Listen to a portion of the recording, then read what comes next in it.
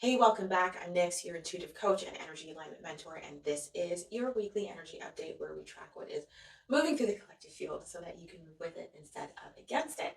Now, before we dive into the energy of the week, I just want to take a beat and acknowledge Mother's Day. So, to the mamas, the stepmamas, the chosen mamas, the grieving mamas, the mamas who are still becoming mamas, and the mamas who are no longer here but are never, ever forgotten. This one's for you too. You are felt, you are so honored, and you are so deeply loved. Thank you for all that you've done and for all that you continue to do. Now, this week, we've got three transits that are shaping the energy that I want to speak to. On May 14th, we have a Sun-Mercury Cazimi in Taurus. Mercury sitting right in the heart of the sun. This is a rare moment of profound mental clarity after weeks of fog and confusion and trying to find your footing. Something is essentially about to click. A shift in perspective that feels almost too clear, too obvious, like you've known all along. And honestly, that's because you did.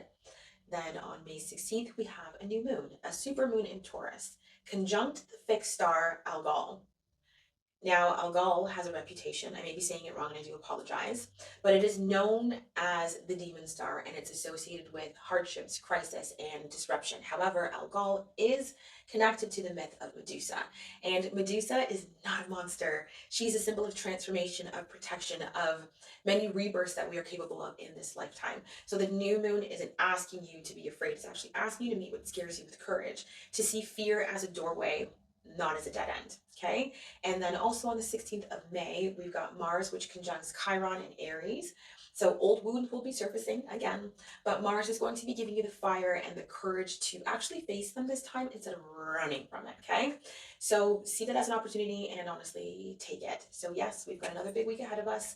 Let's get into the cards. But before we do, as always, each week we move through four cards. The first gives us the energy of the week. The second tells us what's being asked of us. The third highlights the energy center that's calling for our attention. And the fourth shows us how to hold and integrate it all together. Now, with that said, let's get started. Okay, so first up, we've got mountains, obstacles, and number 5. Now, okay, so last week I told you there were two paths, right? One smoother, one rockier.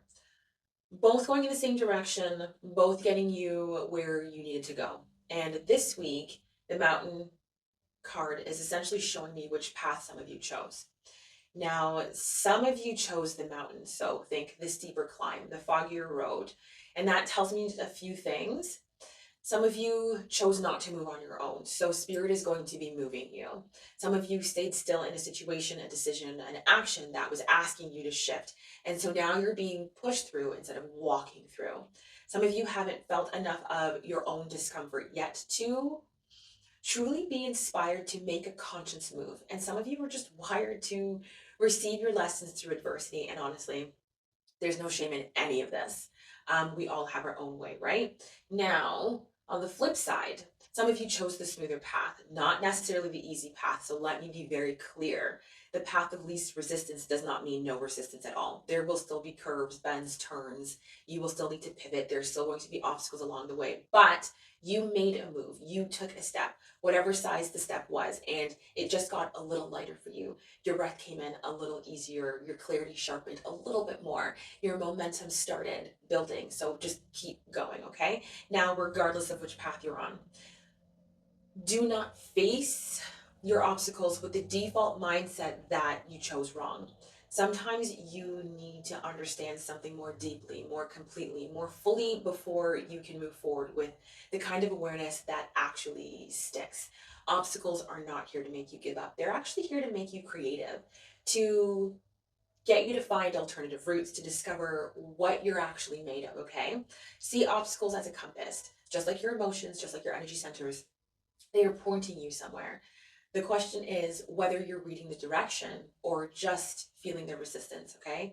Your determination and your perseverance can turn any obstacle into an opportunity, any adversity into inspiration. It's not cliche. This is literally just the law of energy. Okay, that's the energy of the week. Next up, we've got star bathing, light body, crystal grid transmission activation.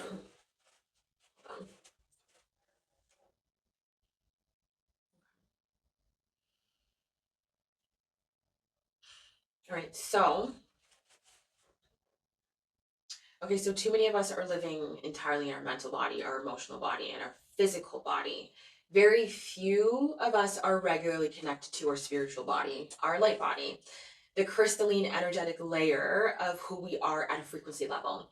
And I feel like right now, with everything that has been shifting in the cosmos, week after week, month after month, we are being asked to start tending to this layer within us as well. Think about what we've moved through just in 2026 alone, actually. A seventh planet, Aries stellium, Pluto stationing retrograde in Aquarius, Uranus entering Gemini, multiple intense moons, the Schumann resonance running hot, the world shifting politically, socially, energetically on what feels like a daily basis. We are not the same people we were 3 months ago, and we are evolving on a cellular level, on a galactic level, even whether we're consciously participating in that or not. Does not take away our free will to make choices and take action, but it does affect the energy, right? Now, those of you who are doing the work, who willingly walked through the mud, who sat in it, who stood up in it and kept moving, you are starting to be offered something different, a lighter path, options you couldn't see before because the fog was too thick. It's not a reward, okay? This is kind of just what happens when you do the inner work. You start to be able to see more. And for those of you who haven't moved yet, again, there's no shame in this.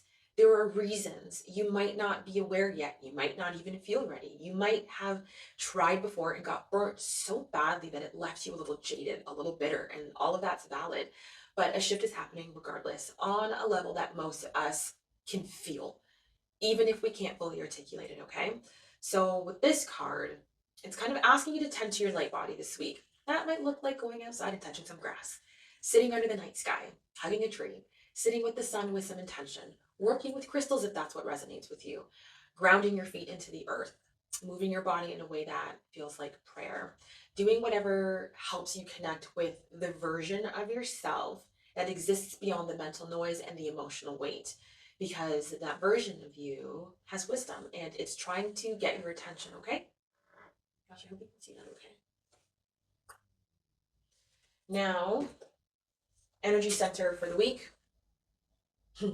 Crown chakra, destiny.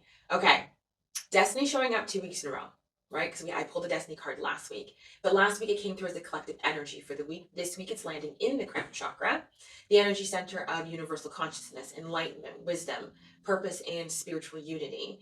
Now, what's interesting to me, honestly, is the color. Both of the destiny cards this week and last week's were gray, or like, it had ring in it. Now, that's the color of the crown chakra in this specific deck that I use. So I feel like the cosmos are being very deliberate about what it wants you to hear, what it wants you to receive. So last week's destiny felt like movement, like being ushered towards your next chapter, whether you were ready for it or not.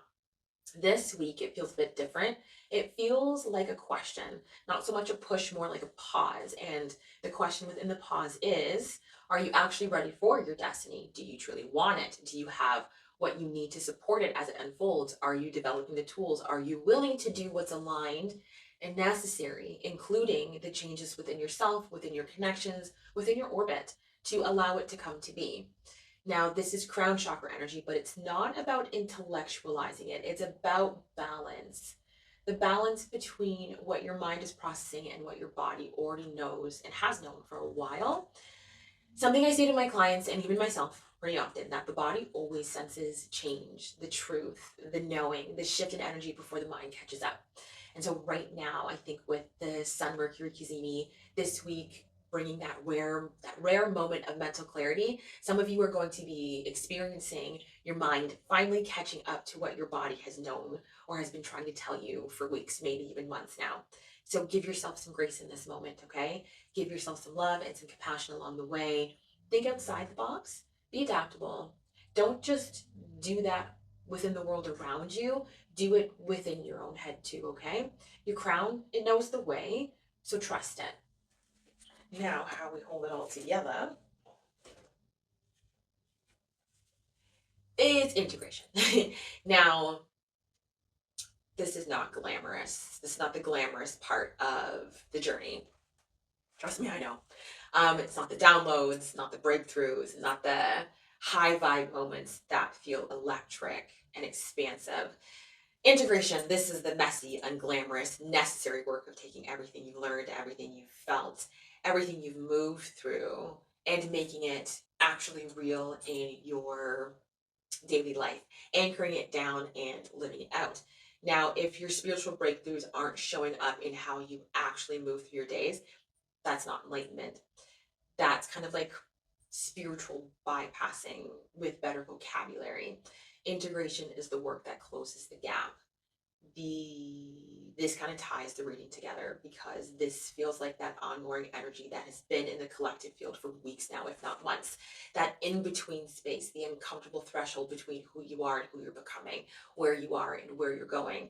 And integration is what you do in that space. You don't only sit idle. You move, you process, you face yourself, you try something new, you take that uncomfortable step, you open the door that you've been standing in front of finally. um, the level of discomfort that you may be feeling right now in that space. It might just be the layer you're in, the season you're in. It's not necessarily a sign that something is wrong. It could honestly just be a sign that something is actually moving.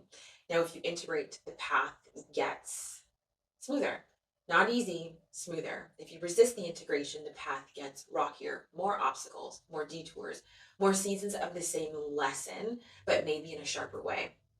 You don't bypass anything through integration, but you do kind of just stop carrying it all. You put things in its place. You become it rather than just being aware and knowing it all.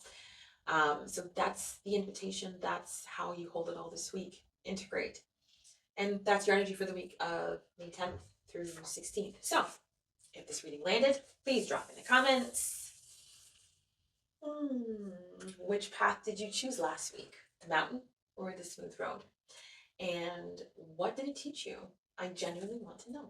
The comment section is always a safe space here. I think I chose a smooth path, but sometimes it feels like the mountain. Now, thank you to those who come back week after week. Your support means so much to me. And if you're new here, welcome. Please hit the subscribe button so you don't miss next week's update. And if someone in your life is climbing a mountain right now and needs to hear that the obstacle is the compass, please share this with them. That might be exactly what they need to hear today. Until next week, take care of your beautiful energy, and I will see you then.